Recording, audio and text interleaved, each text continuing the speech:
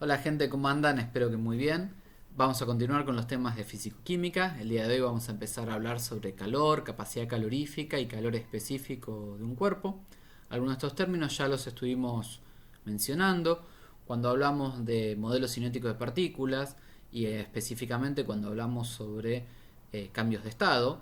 Yo les daba el ejemplo de un cubo de hielo, un trozo de agua en estado sólido que recibe energía, recibe calor.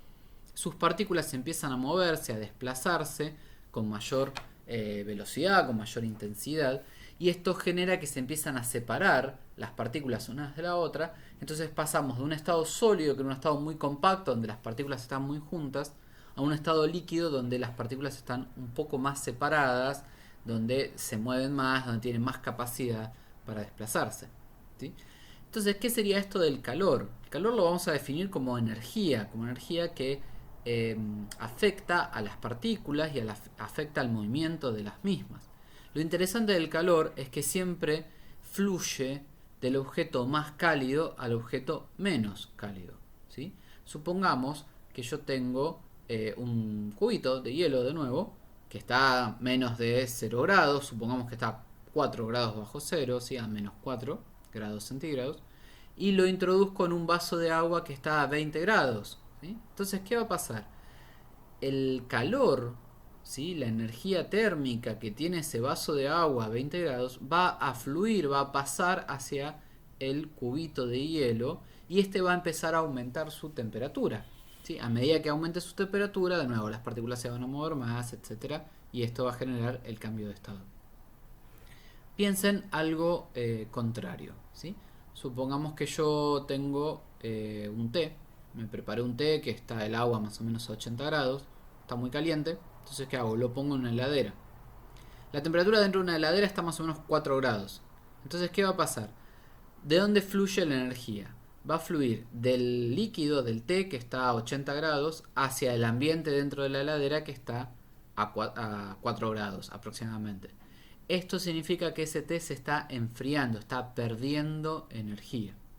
¿Cuánta energía pierde para disminuir su temperatura? Es lo que vamos a trabajar en esta clase. Entonces, vamos a ir definiendo primero qué es esto de la capacidad calorífica, la cantidad de calor que recibe un cuerpo, como yo les decía, que va a depender del cuerpo, va a depender de la masa del mismo, etcétera. Para empezar vamos a definir qué es el calor específico. Ya habíamos hablado de esto en propiedades intensivas y extensivas de la materia. El calor específico es una propiedad intensiva que me indica cuánta energía necesito para aumentar en 1 grado centígrado la temperatura de 1 gramo de sustancia. ¿Sí? Y acá ven que ya vamos relacionando estos conceptos. Depende de la sustancia, depende de la masa de la sustancia y depende cuánto yo la quiero calentar, en cuánto quiero aumentar su temperatura. Acá les traje algunas tablas de algunos valores de calor específico en esta tabla, por ejemplo el del agua, alcohol, plomo, cobre. Y fíjense que la unidad que se utiliza es caloría dividido gramo por grado centígrado.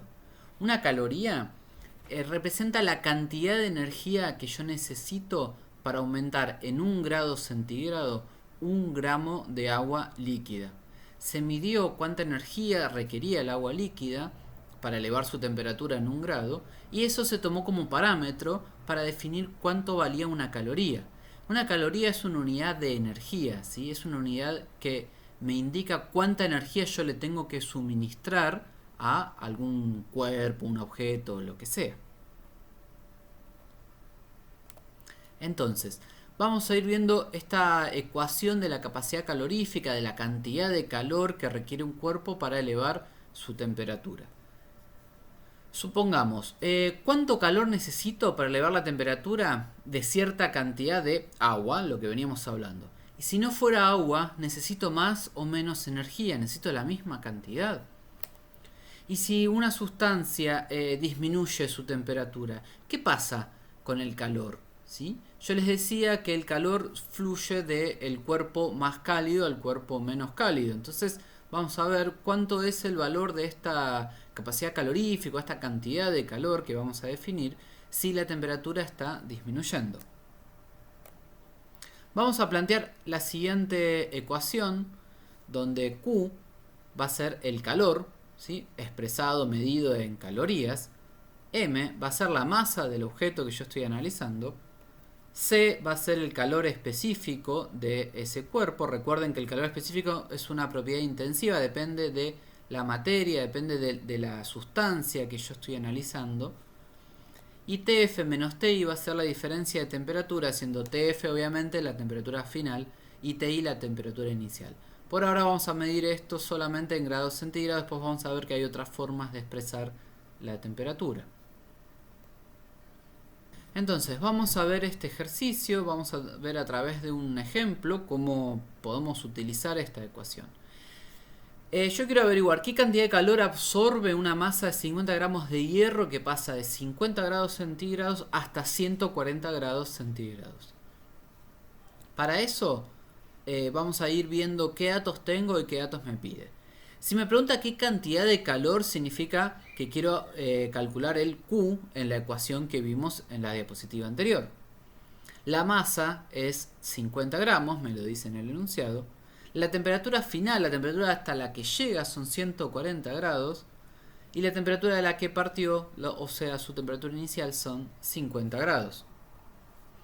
Ahora, ¿cuál es el calor específico del hierro? En el enunciado no lo dice, pero en la anterior diapositiva yo les había mostrado una tabla con los calores específicos que se calculan de forma empírica. Esto quiere decir que se hacen experiencias en laboratorios, se hacen mediciones muy precisas para determinar el calor específico de cada una de las sustancias. El calor específico del hierro es 0,11 calorías dividido gramo por grado centígrado, ¿sí? Eso era el dato que teníamos antes. Ahora ya tengo todos mis datos, puedo empezar a reemplazar en la ecuación. Planteo la fórmula para calcular la cantidad de calor que les mencioné anteriormente. Reemplazo la masa, reemplazo el calor específico y la diferencia de temperatura. Y puedo ir viendo cómo simplificar alguna de estas unidades. Los gramos de acá se pueden ir con este.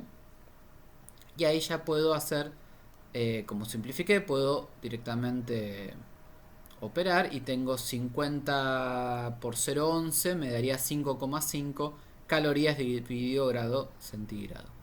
Y lo que estaba dentro del paréntesis también lo resolví, 140 menos 50 me da 90 y ahora puedo simplificar también las unidades de grado centígrado. Fíjense que esto me está dando en calorías, la única unidad que no simplifiqué es calorías y está muy bien porque yo estoy buscando calor y el calor se expresa en calorías. Finalmente resuelvo y me da 495 calorías. Necesita este trozo de hierro para elevar su temperatura. Vamos a ver un ejemplo más. Una masa de 600 gramos de agua se somete a 1200 calorías. Si su temperatura inicial fue de 25 grados centígrados, ¿cuál será su temperatura final? Ahí empiezo a buscar los datos. Acá el Q me lo dan, la cantidad de calor que le suministré a esta masa de agua me lo están dando como datos, son 1200 calorías. La masa son 600 gramos. La temperatura final es lo que desconozco, por eso puse ahí el signo de interrogación. Y la temperatura inicial son 25 grados centígrados. El calor específico del agua, también estaba en la tabla, es 1 caloría dividido gramo por grado centígrado. Entonces planteo otra vez mi ecuación, reemplazo los datos, 1200 calorías, 600 gramos, calor específico, 1 caloría dividido gramo por grado centígrado, temperatura final, desconozco, temperatura inicial 25 grados centígrados. Voy simplificando como hice antes, a medida que simplifico puedo ir resolviendo. Ahora ya puedo pasar los 600 calorías dividido grados centígrados para el otro miembro. Vuelvo a escribir esto, simplifico las calorías, resuelvo y fíjense que al resolver ahí me está quedando en grados centígrados y está bien porque ahora lo tengo que relacionar con la temperatura inicial que son 25 grados centígrados. Paso eso para el otro miembro y me queda 2 grados centígrados más 25 es temperatura final, por lo tanto la temperatura final son 27 grados centígrados. Fíjense esto, le di 1200 calorías, es bastante energía y solamente subió 2 grados centígrados o grados Celsius, que es lo mismo, ¿sí? Eso nos da un poquito una idea de la cantidad de calor que yo requiero, le tengo que dar al agua, la cantidad de calor que requiere el agua para elevar su temperatura. El agua es una de las sustancias que tiene mayor calor específico dentro de la naturaleza. Entonces, repasamos lo que hicimos. Primero que nada, plantear la ecuación. Siempre planteemos la ecuación de calor antes de empezar a operar. De esta manera vamos a poder identificar bien los datos, vamos a poder resolver de mejor manera el ejercicio y nos vamos a ir familiarizando con esta ecuación. No es muy complicada, pero les recomiendo siempre anótenla. Identificar datos, incógnitas y las unidades. Si las unidades no están con sus valores correspondientes, tienen que hacer pasajes de unidades, ¿sí? Si no está en gramos, si no está en grados centígrados, si no está en calorías, tienen que convertirlas. Yo después les voy a mostrar cómo hacerlo. Tenemos que realizar los pasajes de unidades correspondientes, como recién les decía, después despejar, simplificar y resolver. Si ustedes no simplifican las unidades, no van a poder llegar al resultado final esperado. Bueno, con esto ya pueden empezar a hacer algunos ejercicios. Después vamos a empezar a incorporar otras cuestiones, como se los decía también antes. A ver qué pasa cuando la temperatura disminuye, ¿sí?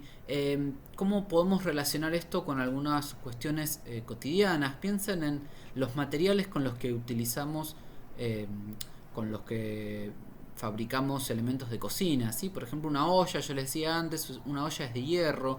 El hierro tiene un calor específico bajo, entonces absorbe mucha energía, pero la manija de una olla a lo mejor es de plástico.